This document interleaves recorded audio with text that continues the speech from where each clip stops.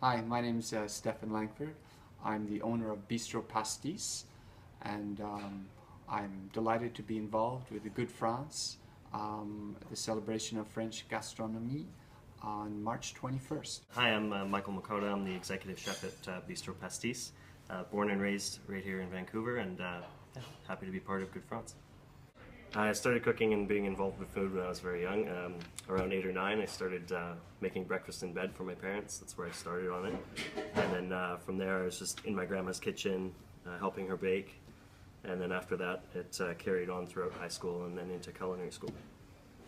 I chose French cuisine, specifically cooking at Pastis, because in my training, I've been trained in French technique, but not in the wide array of regional dishes and of food that they have. And I was just kind of thinking that being trained in French technique, I should know French food.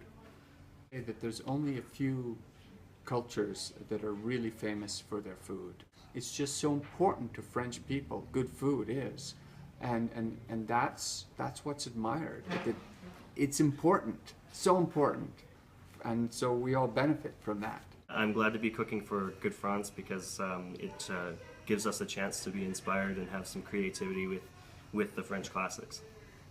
The most memorable meal I had in France was when I was 19. I was traveling through Europe. I was coming from Italy, and I was in Nice, and I wanted to have a nice French meal, and I went to a small family-run hotel called, I think, Hotel Roosevelt in Nice, and I had the menu of the day, and I just remember how much I enjoyed it and how they had my individual pan of scallop, what looked like scallop potatoes to me. I don't know what they're called in French, what the French call them. And it was a lovely meal, and the waiter was very attentive, and it was very well priced. I think it was 40 francs, but this is in the 80s. My favorite French food word is bourguignon, because it was one of the first things I cooked, and I think it rolls off the tongue really nicely. My favorite French word is julienne. Right.